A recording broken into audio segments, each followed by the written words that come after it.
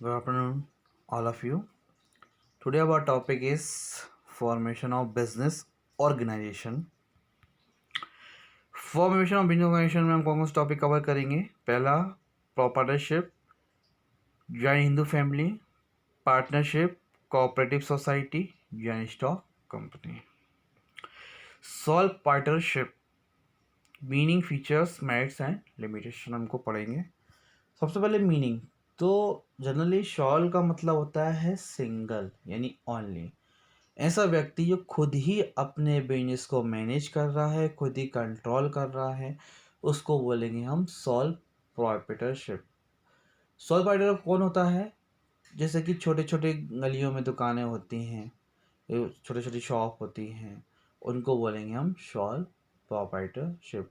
वो खुद ही अपनी दुकान को मैनेज करते हैं, खुद ही कंट्रोल करते हैं, जो भी प्रॉफिट होगा वो उन्हीं का होगा, जो भी लॉसेस होगा वो भी उन्हीं का होगा, तो उनको बोलेंगे हम sole proprietorship. Form of business organization which is owned, managed, and controlled by an individual who is the recipient of all profit and whereof all risks. पूरी की सारी रिक्स भी उसी की रहेगी और सारी का सारा प्रॉफिट भी उसी रहेगा, क्योंकि वही पूरे बिजनेस को कंट्रोल कर रहा है और वही उसको मैनेज कर रहा है। ये आएगा हमारा सॉल्व पार्टनरशिप के अंदर। फीचर्स रहेंगे।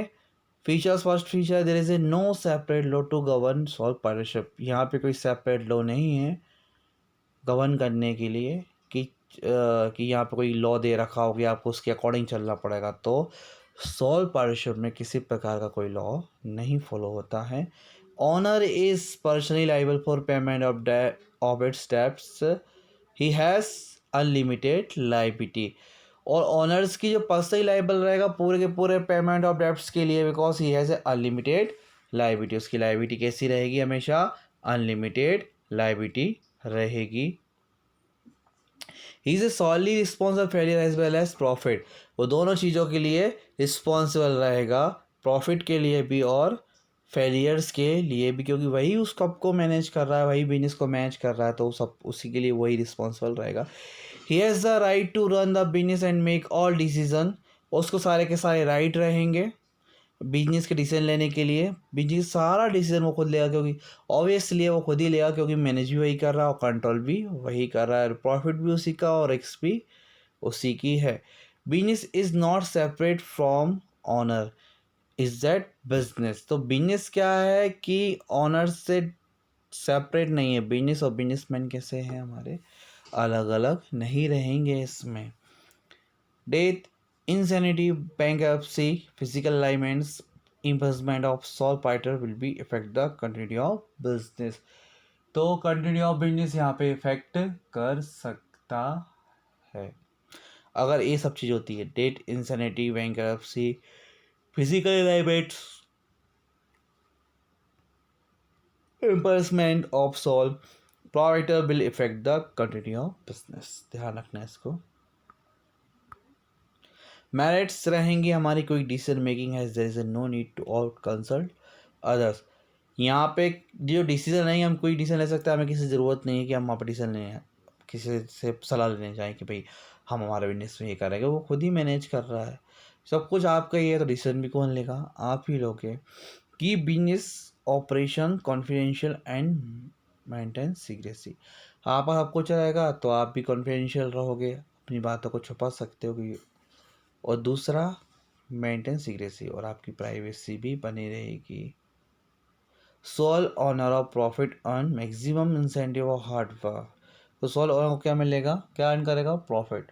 जो भी जितनी ज़्यादा मेहनत करेगा उसको उतना ज़्यादा प्रॉफिट होगा। Contribute to self satisfaction and sense of accomplishment. No separate law to govern sole partnership. It is easiest to open and been close the business at his wish. उसकी इच्छा है कि जब तक वो अपना बिजनेस को चालू रखे वो चालू रख सकता है, जब चाहे वो उसको क्लोज भी कर सकता है, क्योंकि यहाँ पे कोई लिमिटेशन नहीं है, क्योंकि यहाँ पे कोई भी लॉ फॉलो नहीं हो रहा है। इसीलिए वो अपने हिसाब से बंद भी कर सकता है और चालू भी कर सकता है, स्टार्ट भी कर सकता है और क्लोज भी कर सकता है। लिमिटेशन रहेंगी, lack of resources, Finance and borrowings is major drawback in the size and growth of business. Death, insanity, imprisonment, physical alignments, bankruptcy affect the business and can lead to its closure.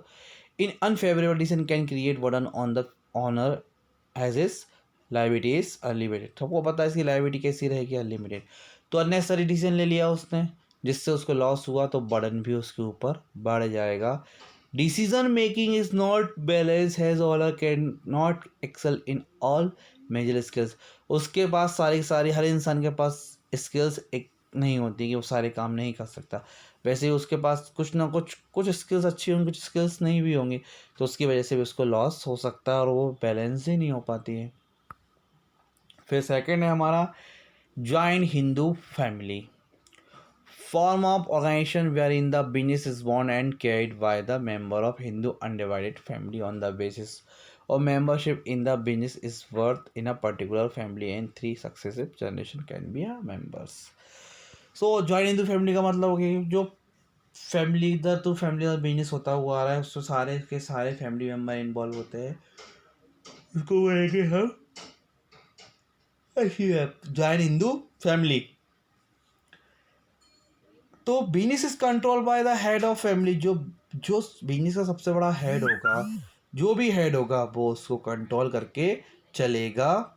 3 successive generation इसमें involve होती हैं, लेकिन जो सबसे बड़ा व्यक्ति होगा, सबसे बड़ा होगा वही इसका कौन होगा, कर्ता, जिसको हम बोलेंगे कर्ता. बाकी सब कौन होंगे इसके मेंबर, वो कौन होगा, कर्ता होगा, और बाकी सब मेंबर होंगे. Members have equal ownership right over the property of an investor and they are known as. तो मेंबर के पास क्या रहेगा, सारी की सारी प्रॉपर्टी पे इक्वल राइट रहेगा. जो प्रॉपर्टी रहेगी उसके ऊपर इससे क्या रहेगा, पूरा का पूरा इक्वल राइट रहेगा. और हम उनको क्या बोलेंगे, एक तरीके से मेंबर. क्या बोलेंगे हम उनको, मेंबर. ध्यान रखना. फिर है फीचर्स है हमारे. तो business does not require any agreement has a members is a why worth. इसके लिए किसी प्रकार का एग्रीमेंट की आवश्यकता नहीं होती क्योंकि इसका मेंबर बनने के लिए सिर्फ जन्म लेना होता है उस परिवार में. तो जो वैसे ही व्यक्ति को जन्म लेता है वो ऑटोमेटिक उसका मेंबर उसको बन जाता है, मेंबरशिप उसको मिल जाती है. 3. तो मेंबरशिप के लिए ऐसा नहीं कि उसको कार्ड दिया जाएगा कि भाई इसको कार्ड दे दिया एक तरीके से ये मेंबर है, नहीं. जैसे उसका बर्थ हुआ वो वैसे ही ऑटोमेटिक उसका मेंबर बन जाएगा. There should be at least 2 member in a family and ancestral property to be inherited by them. और इसमें कम से कम कितने मेंबर चाहिए, 2, और उनके पास कोई पुरानी पूर्वजों की प्रॉपर्टी भी होना चाहिए. The liability of all member except the karta is limited to their share of coparcenary property of business. The karta has unlimited liability. तो कर्ता की लाइबिलिटी कैसी रहेगी यहाँ पे, अनलिमिटेड, और मेंबर्स की लाइबिलिटी कैसी रहेगी, limited liability. Karta control the family business and his decision are binding to all. और जो इसमें डिसीजन कौन लेगा, हमारा कर्ता लेगा, और पूरी की पूरी फैमिली पे ये बाउंड रहेगा, सबको इसका डिसीजन मानना पड़ेगा. Business continue even after the death of कर्ता, नेक्स्ट एलिस्ट बिकम्स कर्ता. बिजनेस कंटिन्यू करता था, कर्ता की डेथ भी हो गई तो उसके बाद जो छोटा होगा वो उस बिजनेस को उठा लेता है, करना स्टार्ट कर देता है. Minors are also member of business. जो माइनर्स रहेंगे वो भी बिजनेस के मेंबर रहेंगे. माइनर्स मतलब जिसकी उम्र 18 साल से कम हो, उनको हम क्या बोलते हैं, माइनर. मेरिट्स पढ़ते हैं. Has karta has control over the business, conflict among member और interference in decision making is avoided.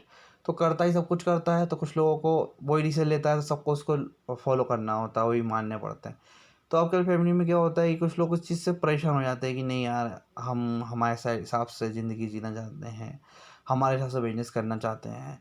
तो वहाँ पे कहीं ना कहीं कॉन्फ्लिक्ट होता है और वो थोड़ा सा दिक्कत आती है. कभी कभी इसको अवॉइड भी कर देते हैं. Operation of business are not terminated and continuity of business not at stake. Liability of corporation is limited and their share and their risk is well defined and fixes. Has business is run by family loyalty and cooperative is receive from family member. पता आपको business कौन follow पूरा family का रही member इसके रहेंगे।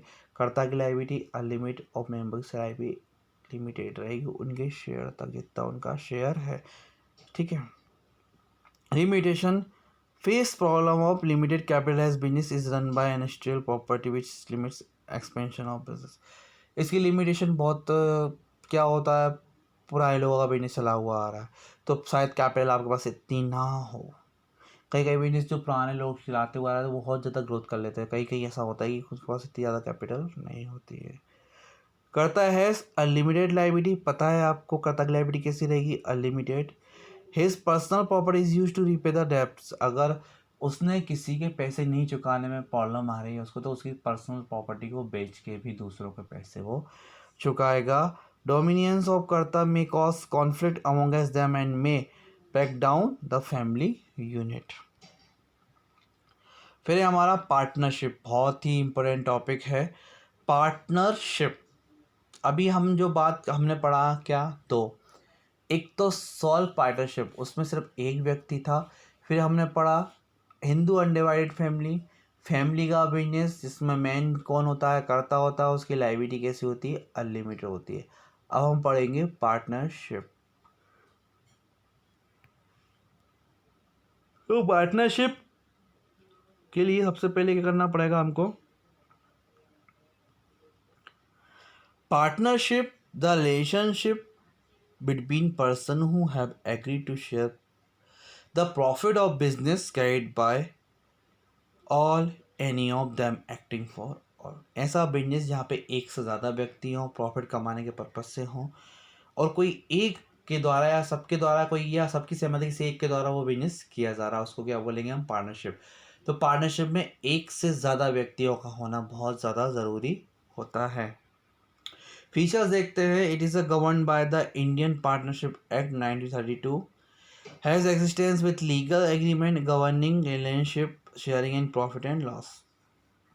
इसके लिए एक सेपरेट लॉ है, इसका है in the Indian partnership act 1932 और एक्सिस्टेंस है लीगल एग्रीमेंट गवर्निंग रिलेशनशिप। जो एग्रीमेंट होगा वो एक लीगल एग्रीमेंट होगा और वो किसी आपकी रिलेशनशिप शो करेगा, शेयरिंग प्रॉफिट और लॉसेस, जो जो चीज़ें आप उसमें मेंशन करोगे वो सब आपको यहाँ पे शो करेगा और एक तरीके से लीगल हो जाएगा।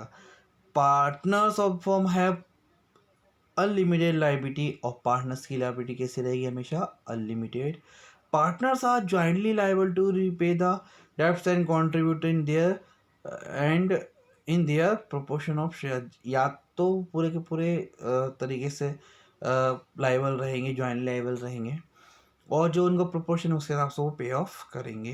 Reward comes in the form of profit which are shared by partner is in agreed ratio, however they also share loss in the same ratio. होता क्या है, इन सब का प्रॉफिट जो डिस्ट्रीब्यूट होगा उसके लिए एक रेशियो क्रिएट करना पड़ेगा। वो रेशियो कुछ भी हो सकता है, जैसे ABC पार्टनर उनका रेशियो है 2:2:1, तो रेशियो हो जाएगा 2/5, 2/5 और 1/5। उसके हिसाब से इनको प्रॉफिट बनेगा, उस हिसाब से इनको जो लॉस होगा वो डिस्ट्रीब्यूट होगा। Partners with mutual consent share responsibility of decision making and day to day control of activity. तो म्यूचुअल कंसेंट का मतलब हो गया जो किसी एक व्यक्ति ने काम किया उसके लिए सभी वाइंड करेंगे। ऐसा नहीं कि उसने किया तो वो जो भी लॉस होगा वो भी वक्त, नहीं, ऐसा नहीं होगा। पार्टनरशिप में किसी एक ने काम किया तो हम ये माने जाएंगे कि सबकी सहमति से काम हुआ है। अगर उस पर प्रॉफिट होता है चारों को, हम उनके रेशो से जितने भी पार्टनर हैं 2 3 4, तो उनके हिसाब से उनके रेशो के हिसाब से उनको बांट देंगे जो भी रेशो डिसाइडेड होगा। और बेसिकली क्या होता है कि और ये कंट्रोल भी इन्हीं का रहता है डे टू डे एक्टिविटी में। कुछ पार्टनर्स पार्टिसिपेट कर सकते हैं बिजनेस की एक्टिविटी में।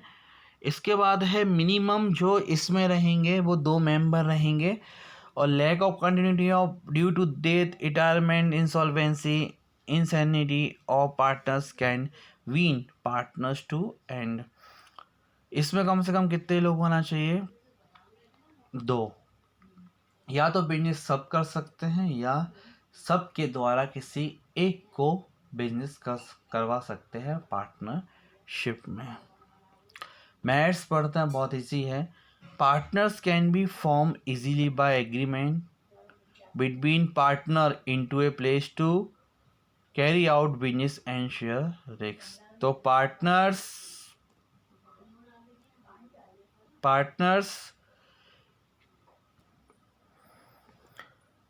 Partners can be formed easily by an agreement between partner into place to carry out business and share risks. Simple सा है, इसको भी करेंगे, वो शेयर करेंगे, जो भी बिजनेस वो करेंगे उनमें जो भी होगा, प्रॉफिट हुआ तो प्रॉफिट शेयर करेंगे, लॉस होगा तो लॉस शेयर करेंगे। Partners can oversee different function according to their expertise, और पार्टनर्स अपनी एक्सपर्टाइज के हिसाब से अपने फंक्शन के अकॉर्डिंग काम कर सकते हैं। The capital is contributed by a number of partners. Reduce anxiety, burden and stress on partner has a risk is reduced by sharing between partner. अब बिजनेस में किसी को लॉस हो गया 1 लाख रुपए का, और 1 लाख का बर्डन किसी के एक क्यों पड़ा दे तो उसको सारा स्ट्रेस होगा, लेकिन वही 1 लाख का बर्डन है 10 लोगों में बढ़ गया तो फिर स्ट्रेस नहीं होगा। तो स्ट्रेस लेवल को भी रिड्यूस करती है एक तरीके से हमारी partnership. A partnership firm is not legally required to publish its documents, accounts and submit its report, hence it is able to maintain confidentiality of information relating to its operation। क्योंकि क्या है कि पार्टनर्स की liability कैसे रहेगी, unlimited. तो एक तरीके से ये अपने अकाउंट्स को पब्लिश नहीं करते, तो इनकी कॉन्फिडेंशियलिटी बनी रहती है उनके बिजनेस के बारे में। ठीक है, ये बहुत इम्पोर्टेंट पार्ट था हमारा पार्टनरशिप का मैरिट्स में। फिर है हमारी limitation. The liability of partners is both joint and several which may prove to be a drawback for those partner who have greater personal wealth. The partnership firm face problem in expansion beyond a certain size, has capital investment is not sufficient to support large scale operation, lack of continuity due to death, retirement, insolvency or insanity of partner can be in partnership to end. Difficult for any member of public to ascertain the true financial status of partnership firm। तो पता है भाई death होगी किसी की, कोई दिवालिया हो जाएगा तो ऑब्वियसली फिर उसको पार्टनरशिप छोड़नी पड़ेगी। तो ये था हमारा पार्टनरशिप की लिमिटेशन। अब पढ़ते हम टाइप्स ऑफ पार्टनर। तो सबसे पहला पार्टनर होता है एक्टिव पार्टनर। पता होगा आपको, एक्टिव जो काम करने में क्या है, एक्टिव है, तो उसको क्या बोलेंगे हम, एक्टिव पार्टनर। जो बिजनेस चल रहा है पार्टनरशिप के अंदर, उसकी एक्टिविटी में वो इन्वॉल्व है, जो बिजनेस की एक्टिविटी में पार्टिसिपेट करता है, उसको बोलेंगे हम एक्टिव पार्टनर। तो active partners who take actual part in carrying out business of a firm on behalf of other partner. ठीक है, on behalf of other partner, दूसरे पार्टनर के बिहाफ पे क्या करेगा, काम करेगा। तो ये कैपिटल को भी कंट्रीब्यूट करेगा, पार्टिसिपेट करेगा मैनेजमेंट में, शेयर प्रॉफिट लॉसेस जो रहेंगे इसके, और लायबिलिटी इसकी कैसी रहेगी, अनलिमिटेड। और प्रॉफिट शेयरिंग क्या रहेगा, जिस तरह से इनका रेशो डिसाइडेड हुआ होगा उस तरह से इनको प्रॉफिट और शेयर बांटेगा। दूसरा है स्लीपिंग पार्टनर, नाम सजेस्ट होता है स्लीपिंग, सोने वाला पार्टनर। तो पहला वाला एक्टिव, ये दूसरा sleeping partner. Sleeping partner who do not have take part in a day to day activity of business. वो उसको कोई मतलब नहीं है बिजनेस से ज़्यादा एक्टिविटी में इन्वॉल्व नहीं होता वो ज़्यादा, कि बिजनेस में पर डे क्या एक्टिविटी हो रही है। और जो इन्वॉल्व होता है उसको एक्टिव पार्टनर, वो जो इन्वॉल्व नहीं होता उसको स्लीपिंग पार्टनर बोलते हैं। और कैपिटल कंट्रीब्यूशन तो ये भी करता है, do not participate in management, जो मैनेजमेंट पार्टिसिपेट नहीं करता मैनेजमेंट में कोई काम में। शेयर प्रॉफिट लॉसेस, जो भी रेशो डिसाइड होगा उससे डिस्ट्रीब्यूट होगा। और इसकी भी लायबिलिटी कैसी रहेगी, हमेशा अनलिमिटेड। ध्यान रखना, पार्टनरशिप में तो सभी पार्टनर्स की लायबिलिटी कैसी रहेंगी, unlimited liability. Third is secretary secret partner, partner whose association with the firm is unknown to general public. उसका क्या है कि जनरल पब्लिक उसको बारे में नहीं जानती, तो उसको बोलेंगे सीक्रेट, छुपा के रखा हुआ गया पार्टनर है। जैसे आपने एक फर्म क्रिएट करी है ABC करके, आप 4 लोग हो और आप छठा पार्टनर किसी भी सेलिब्रिटीज को बना के रखा, सपोज अक्षय कुमार को आपने बना के रखा, पर पब्लिक को इसके बारे में कोई भी इंफॉर्मेशन नहीं कि अक्षय कुमार भी इस फर्म में पार्टनर है, तो उसको बोलेंगे हम सीक्रेट पार्टनर। वो अपनी कैपिटल भी लगाता पर वो मैनेजमेंट में पार्टिसिपेट नहीं करता है, और वो शेयर का डिस्ट्रीब्यूशन भी होता है, और उसकी लायबिलिटी हमेशा कैसी रहेगी, अनलिमिटेड। कोई भी पार्टनर हो उसकी लायबिलिटी कैसी रहेगी, हमेशा unlimited liability. Nominal partner, partner who allows the use of his name by firm. तो ऐसा पार्टनर जो एक तरीके से अपना नाम यूज़ कर रहा है, फर्म के बिहाफ पे अपना नाम यूज़ कर रहा है, तो जनरली वो है नहीं पर वो शो कर रहा है कि उसने बोला कि नहीं मैं इस फर्म का पार्टनर हूँ, पर वो एक्चुअल में पार्टनर नहीं है। सो ऐसे व्यक्ति अपने कभी कंट्रीब्यूट तो करते नहीं कैपिटल, और मैनेजमेंट के काम में भी पार्टिसिपेट नहीं करते, और इनका कोई generally does not share profit and loss. और इनकी लायबिलिटी कैसी रहेगी, प्रॉफिट शेयर तो नहीं बांटेंगे ऐसे लोग, लेकिन इनकी लायबिलिटी कैसी रहेगी, अनलिमिटेड। किसी ने बोल दिया कि यार नहीं यार मैं तो पार्टनर हूँ इस कंपनी का, भले वो नहीं था, और किसी ने उसको बेस मान के कुछ कॉन्ट्रैक्ट करा, उसको लॉस हुआ, तो वे सामने वाली पार्टी जिसने ये बोला था कि मैं पार्टनर हूँ, उसके ऊपर पूरा का पूरा बर्डन आ जाएगा, क्योंकि उसने बोला है, किसी ने उसको ध्यान में रखते कोई ट्रांजेक्शन किया है, तो उसको क्या बोलेंगे हम, nominal partner. Partner by estoppel, partner who which his own initiative, conduct, behavior gives an impression to others that he is a partner of the firm। आप कोई इस तरह से कोई एक्टिविटी कर रहे हो, कंडक्ट कर रहे हो, आपका बिहेव शो कर रहा है जिससे लोगों को पता चले कि यार ये व्यक्ति इस फर्म का पार्टनर है, उस केसेस में उसको बोलेंगे पार्टनर बाय एस्टॉपल। और ये कभी कैपिटल कंट्रीब्यूट नहीं करता है, मैनेजमेंट में पार्टिसिपेट नहीं करता है, does not share profit and loss, और इसकी लायबिलिटी कैसी रहेगी, हमेशा unlimited liability. Partner by holding out, partner who knowingly allow himself या herself to be represented as a partner in a firm. पहले वाले में क्या था, उसकी एक्टिविटी से पता चले, जो हमने इससे पहले जो पढ़ा उसमें उसकी एक्टिविटी से पता चल रहा था कि कोई ऐसी एक्टिविटी कर रहा है जैसे शो हो रहा था कि उस फर्म का पार्टनर है। और इसमें क्या है, इसमें एक पार्टनर जानता हुआ भी सबको बता रहा है कि मैं इस कंपनी का इस फर्म का पार्टनर हूँ, और भले ही उस फर्म का वो पार्टनर नहीं है, उसको बोलेंगे हम पार्टनर स्टॉपर। ये कंट्रीब्यूट नहीं करता, मैनेजमेंट पार्टिसिपेट नहीं करता, प्रॉफिट लॉस को इक्वली ही बांटता, पर लायबिलिटी जो रहेगी, इसकी जो लायबिलिटी रहेगी वो कैसी रहेगी, अनलिमिटेड। सारे के सारे पार्टनर्स की लायबिलिटी कैसी रहेंगी, अनलिमिटेड लायबिलिटीज रहेगी। अब नेक्स्ट है आपका टाइप्स ऑफ पार्टनरशिप। तो 2 टाइप्स की पार्टनरशिप रहेंगी, पार्टनरशिप एट बिल और particular partnership.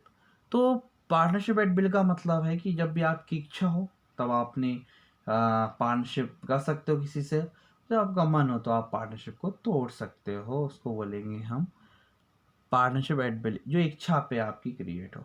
It can be continue as long as the partner want and is terminated when any partners give a notice of withdrawal from partnership to the firm particular। तो कोई firm है, को partners agree हो गए, चलो आप firm अपन create करते हैं, उन्होंने फर्म क्रिएट कर ली, कुछ दिन उन्होंने बिजनेस किया, कुछ साल उन्होंने बिजनेस किया, उसके बाद उन्होंने अपनी उसको फर्म को क्या कर दिया, लिक्विडेट कर दिया, तो ख़त्म कर दिया एक तरीके से। तो पार्टनरशिप कौन सी कहलाएगी, बिल पे, जो इच्छा पे स्टार्ट हो और इच्छा पे ही ख़त्म हो जाए, उसको बोलेंगे पार्टनरशिप। ठीक है, क्या बोलेंगे इसको हम, पार्टनरशिप एट बेल। तो पर्टिकुलर पार्टनरशिप, और पर्टिकुलर पार्टनरशिप का मतलब जो किसी पर्टिकुलर पर्पस के लिए अपने पार्टनरशिप की हुई है। अगर जैसे वो पर्टिकुलर पर्पस आपका ख़त्म हो जाएगा तो आपकी पार्टनरशिप भी क्या हो जाएगी, ख़त्म हो जाएगी। फॉर एग्जांपल जैसे कि अभी देखो गणपति आने वाले हैं, तो गणपति खैर वो पार्टनरशिप नहीं कहलाएगी, तो गणपति बनाने के लिए एक कमेटी गठित होती है। तो एक जैसे ही वो गणपति जाएंगे तो कमेटी ऑटोमेटिक क्या हो जाएगी, रिजॉल्व हो जाएगी। वैसे ही पार्टनरशिप होती है हमारी पर्टिकुलर किसी पर्पस से, अगर हमने पार्टनरशिप की है और वो पर्पस अगर हमारा समाप्त हो गया, ख़त्म हो गया, फिनिश हो गया, तो हम उसको बोलेंगे पार्टनरशिप, पर्टिकुलर पार्टनरशिप। तो partnership form for the accomplishment of particular project से कंस्ट्रक्शन ऑफ बिल्डिंग और in activity to be carried for specified time period। ये था हमारा टाइप्स ऑफ पार्टनरशिप। अब जनरल पार्टनरशिप होती है, the liability of partner is unlimited and joint. The partners enjoy the right to participate in the management of the firm and their act or binding on each other as well as on the firm। Limited partnership, the liability of at least one partner is unlimited whereas the rest may have limited liability। The liability partner do not enjoy the right of management and their act do not bind the firm और the others partners. तो जिस partners की liability limited होगी तो वो किसी भी चीज़ में पार्टिसिपेट नहीं कर सकता और उसके लिए दूसरे पार्टनर्स के लिए बाउंड भी नहीं रहेगा। Registration of such partnership is compulsory. तो इस तरह की ध्यान रखना, पार्टनरशिप में इस तरह की जो पार्टनरशिप रहेगी उसमें वो रजिस्ट्रेशन कराना कंपलसरी होता है। पर पार्टनरशिप का रजिस्ट्रेशन कराना किस केस में कंपलसरी रहेगा, जब लिमिटेड लायबिलिटी वाली आपकी पार्टनरशिप रहेगी। और नॉर्मल केसेस में ऑप्शनल रहेगा। कभी भी पेपर में आता है कि registration of the partnership is optional. कैसा? ऑप्शनल, ऑप्शनल रहेगा। आपको चलाना है या आपको नहीं कराना है वो आपके ऊपर डिपेंड करता है, पर ऑप्शनल रहेगा। लेकिन किसमें हमारा एक तरीके से आपको कराना बहुत कंपलसरी रहेगा। एक तो कंपलसरी रहेगा, किस में रहेगा कंपलसरी आपका, जब आप लिमिटेड वाली लायबिलिटी रखते हैं। जैसे मेंबर की लायबिलिटी किसी ना किसी एक मेंबर की लायबिलिटी तो अनलिमिटेड रहेगी, एक पार्टनर्स की लायबिलिटी अनलिमिटेड रहेगी, बाकी सबकी लायबिलिटी कैसी रहती हैं, लिमिटेड रह सकती हैं। पार्टनरशिप डीड बहुत ही इंपॉर्टेंट डॉक्यूमेंट्स होता है हमारा। पार्टनर डीड में सारी की सारी इन्फॉर्मेशन लिखी होती हैं, पार्टनर्स की क्वालिफिकेशन, पार्टनर्स के बारे में सारी इन्फॉर्मेशन, किस तरह से हमको क्या करना है, क्या बिजनेस करना है, वो किसके अंदर रखेगा आपको पार्टनरशिप के डीड के अंदर। इसको बोलते हैं partnership deed. The return agreement which specify the term and condition that govern the partnership is called the partnership deed. तो मैंने क्या बोला, एक रिटर्न एग्रीमेंट रहेगा। The partnership deed generally include the following aspect. सबसे पहले हम क्या फॉलो करेंगे, नेम ऑफ फर्म, फर्म का name, nature of business and location of business, business का नेचर और उसकी location, duration of business, investment made by each partner, contribution of profit and losses, duties and obligation of partner, salaries and withdrawal of partners, term governing admission, retirement and expulsion of a partner. तो interest on capital, interest on drawing, procedure, dissolution of firm, preparation of accounts and their auditing, method of solving dispute. तो ये सब चीज़ क्या है, आपको क्या क्या रहेंगी उसके अंदर, आपको इंटरेस्ट ऑन कैपिटल क्या रहेगा, procedure of dissolution of firm, जब हमारी फर्म डिस्क्लोज होगी तो डिसॉल्व होगी उस टाइम पे हमारी प्रोसीजर क्या रहेगी, preparation of accounts and their auditing, audit of accounts की प्रिपरेशन किस तरह से रहेगी, मेथड ऑफ सॉल्विंग डिस्प्यूट, और हम किस तरह से डिस्प्यूट को सॉल्व करेंगे, ये हमारा सब किसके अंदर आएगा, पार्टनरशिप के अंदर। Procedure for partnership for firm registration के लिए क्या प्रोसीजर करनी पड़ेगी आपको। फर्स्ट है submission of application in the prescribed form to the registrar of firm. जो जो रजिस्ट्रार ऑफ फर्म रहेगा ROF, उसको आपको एक प्रिस्क्राइब फॉर्म में एप्लीकेशन करके देना होगी। The application should contain the following particulars. उस एप्लीकेशन में क्या क्या रहेगा आपको बता देता हूँ मैं। Name of the firm, location of the firm, name of other place where the firm carry on business. आपको उस लोकेशन का नाम भी लिखना है उसमें। यहाँ पे अगर आप अलग से भी बिजनेस कर रहे हो, the date pen each partner join the firm, name and address of the partners, duration of partnership. This application should be sign by all the partner. और जिस एप्लीकेशन पे सभी पार्टनर के क्या होंगे, साइन होंगे। ये था हमारा प्रोसीजर फॉर फर्म्स बिजनेस और फर्स्ट पॉइंट। दूसरा पॉइंट है हमारा deposit of required fee with registrar of firm. सब ठीक है। फिर आपको जो फीस है उसको आप डिपॉजिट करनी पड़ेगी रजिस्ट्रार ऑफ फर्म को। दस पहले तो आप वो एग्रीमेंट बना लोगे, फिर आप ये करोगे। फिर the registrar after approval will make in entry in the registrar of firm and bill subsequently issue certificate of registration. अगर रजिस्ट्रार को सबको सही लगता है, कोई प्रॉब्लम नहीं है उसमें, तो फिर क्या कर सकता है रजिस्ट्रार सब्सिक्वेंटली इशू कर सकता है, तुरंत ही करेगा क्या, issue of certificate of business या issue of certificate of registration वो स्टार्ट करेगा। वो देखेगा किससे केस से बात करूँ मैं आपको, पार्टनरशिप के केसेस में। और सॉल्व पार्टनरशिप में तो बहुत सी ज़रूरत ही नहीं होती है। ये बहुत इंपॉर्टेंट चीज़ें ध्यान रखना कि सॉल्व पार्टनरशिप में इतना इम्पोर्टेंट नहीं होता है जितना कि पार्टनरशिप में होता है। प्रॉफिट कंट्रीब्यूशंस और बाकी की जो भी चीज़ें हैं हमारी। और है आपका the consequence of non registration of the firm are as follow. अगर किसी भी फर्म ने अपना रजिस्ट्रेशन नहीं कराया तो उसके क्या परिणाम हो सकते हैं वो मैं आपको बता रहा हूँ। A partner of in unregistered firm can not file a suit against the firms and other partner. अगर फर्म का रजिस्ट्रेशन नहीं हुआ है तो जो भी अलग पार्टनर हैं उनके लिए वो लायबल नहीं होगा, क्योंकि आपने फर्म का रजिस्ट्रेशन ही नहीं करवाया। The firm can not file a suit against third parties and the firm can not file a case against the partner. तो देख लो, तो firm can not file third party के पे फाइल ही नहीं कर पाई के केस फाइल, क्योंकि भैया आपने आपका एग्जिस्टेंस ही नहीं है, क्योंकि आपने एग्रीमेंट ही नहीं करवाया। एग्रीमेंट कराया होता तो आपका एग्जिस्टेंस होता, कंपनी का एग्जिस्टेंस रहता, तो डॉक्टर्स तो वो सभी की सभी फिर उस चीज़ को देखेंगे। जैसे कि डॉक्टर्स की, हाँ एक तरीके से एग्जांपल दे रहा हूँ मैं आपको। कोई डॉक्टर की पार्टनरशिप है, डॉक्टर से क्या है पार्टनरशिप है, उन्होंने रजिस्ट्रेशन नहीं कराया, इसके बाद किसी व्यक्ति ने उनके पैसे नहीं दिए या कुछ और कर लिया, तो उस केसेस में पार्टनर्स उसके ऊपर केस नहीं कर सकता क्योंकि उन्होंने रजिस्ट्रेशन नहीं करवाया। कोई दूसरा व्यक्ति केस कर सकता है इनके ऊपर, पर ये केस नहीं कर सकते, और क्योंकि इनका रजिस्ट्रेशन नहीं है, यानी कि इनका जो बिजनेस है वो कैसा रहेगा, एक तरीके से अवॉइड वाला। इसको हमको एक मतलब एक इलीगल बिजनेस या लीगल बिजनेस नहीं होगा, क्योंकि आप रजिस्ट्रेशन कराया होता आपने।